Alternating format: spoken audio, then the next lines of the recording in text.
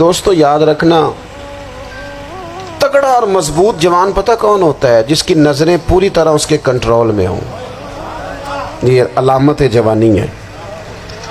جس آدمی کا پوری طرح، دو لوگ دنیا میں کبھی کوئی کارنامہ سر انجام نہیں دے سکتے، ایک جو حرام کھاتا ہو، ایک جس کی نظر ناپاک ہو۔ محمد بن قاسم جب یہاں آئے تھے نا تو ایک دن بڑے پریشان تھے، تو ایک بزرگ کہنے لگے آپ کیوں پریشان ہیں؟ کہنے لگے راجہ دہر سے مقابلہ ہے اور ہماری فوج تو سندھ کے رستے بھی نہیں جانتی، زبان بھی نہیں جانتی، لڑیں گے کیسے؟ 2-4 دن کے بعد ان بزرگوں کی دوبارہ محمد بن قاسم سے ملاقات ہوئی تو بڑے خوش تھے۔ کہا اب آپ کیوں خوش ہیں؟ کہنے لگے وہ میرا مقابلہ نہیں کر سکتا، میں نے تحقیق کر لی ہے۔ کہا کیوں؟ کہنے لگے نظر کا گندہ ہے، اور جو نظر کے گندے ہوتے ہیں وہ میدانوں میں ٹھہرا نہیں کرتے۔ میدان کے لیے نکلنے کے لیے پاک جوانی کی ضرورت ہوتی، تطہیر مزاج ہونا ضروری ہوتا ہے، پاکیزہ افکار اور سچی اور سچی ستھری سوچوں کا ہونا ضروری ہوتا ہے۔ اس لیے فرمایا کہ میرا مقابلہ نہیں کر سکتا۔ حضرت عبداللہ بن حذافہ کمرے میں تھے تو وزیر کی بیٹی اندر سجی سنوری پہنچ گئی۔ جیسے ہی آپ نے اس کفر کی چال کو دیکھا تو تیمم کر کے نفل شروع کیے۔ وہ ساری رات بیٹھی رہی، رب کا بندہ ساری رات عبادت کرتا رہا۔ عبادت بڑا سہارا ہے، مصلی بڑا سہارا ہے اللہ کے بندوں۔ صبح دروازہ کھولا، وزیر نے اپنی بچی سے پوچھنا چاہتا تھا رزلٹ کیا نکلا، تو وہ کہنے لگی پیچھے ہٹ جا، اب تیرا میرا تعلق کوئی نہیں، میں نے نبی پاک کا کلمہ پڑھ لیا۔ اس نے کہا میں نے بھی زمانہ دیکھا ہے، پر یہ کیا لوگ ہیں، کستوری کے بنے ہوئے، سندل سے دھلے ہوئے، کہ میں ساری رات کمرے میں رہی اور 100 اور 1000 آدمی جس جوان کا مقابلہ نہ کر سکے، اتنا طاقتور جوان کمرے میں رہا اور اسے نظر اٹھا کے نہ دیکھا۔ او کچا رنگ للاری والا جڑا چڑھدا تے لیندا رہندا ہے، اے عشق تیرے دا رنگ محمد چڑھیا پھر نہیں لیندا۔ میں نے کہا ایک دفعہ نظر اٹھا کے نہیں دیکھا، کمال ہو گئی۔ اتنے بڑے لوگ، اتنی بڑی سعادت مندی، فیروز بختی، معاملہ فہمی حد ہو گئی۔ اللہ اکبر۔ دوستو بادشاہ جب پوری طرح ہار گیا نا، اس نے کہا مار دو۔ تیل گرم کیا ایک کڑاہی میں، اور جب آپ کو اس میں ڈالنے لگے تو آپ کی آنکھوں میں آنسو آ گئے۔ بادشاہ کا خیال ہوا شاید نرم ہو گئے ہیں، کہنے لگا روئے کیوں؟ فرمانے لگے سوچتا ہوں جان ہی ایک ہے، کتنا مزہ ہے اس کی راہ میں جان دینے کا، کتنی لذت ہے اس کے نام پر مرنے میں، کتنا لطف ہے۔ جے تو چڑھیا اتے دار بھی نہیں تے جے تو وکیا عشق بازار بھی نہیں، تے ایڈا سستا سودا پیار بھی نہیں، تے ایڈا سستا لبدا یار بھی نہیں۔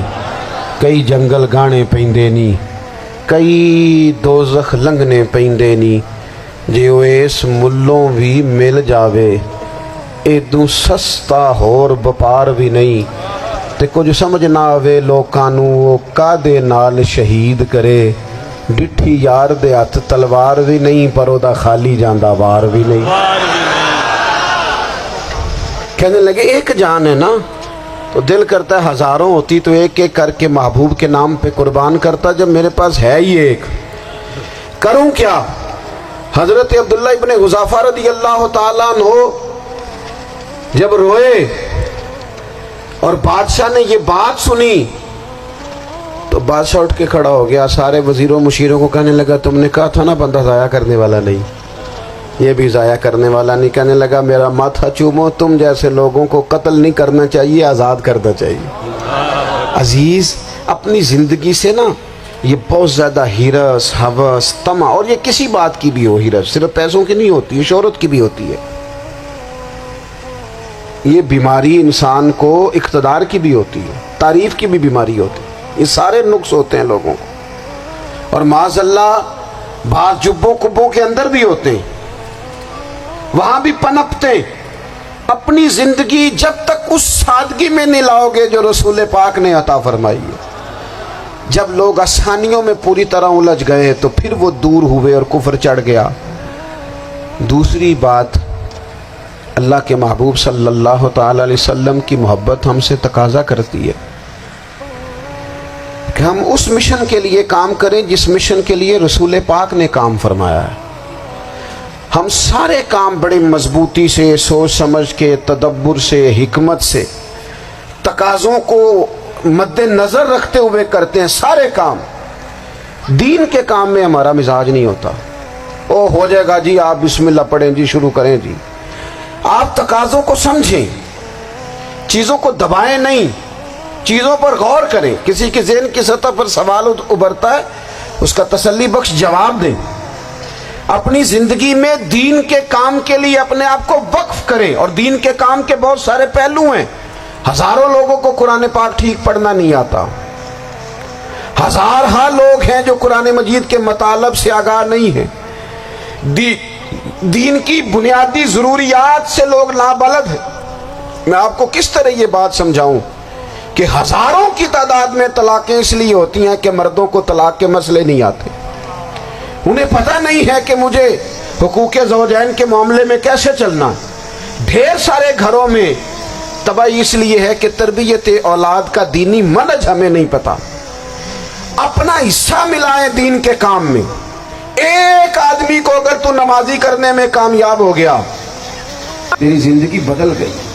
وہ دین بیزار لوگ جو ہمارے بیچ بیٹھ کے ہماری نوجوان نسل کو پگڑی اور داڑھی کا نام لے کے بنیادی طور پر دین سے دور کرتے، ایسے نوجوانوں کو دین کا پیغام محبت دے کر دین کے قریب کرنا ہماری ڈیوٹیوں کا حصہ ہے۔ ہمیں ذمہ داری کا احساس کرنا پڑے گا، ہمیں یہ خاص قدم اٹھانا پڑے گا، توجہ دینی پڑے گی۔ مساجد، مدارس، میں آپ سے عرض کروں، اتنی ڈٹ کے مخالفت ہوتی ہے نا مدرسوں کی، اتنی ڈٹ کے۔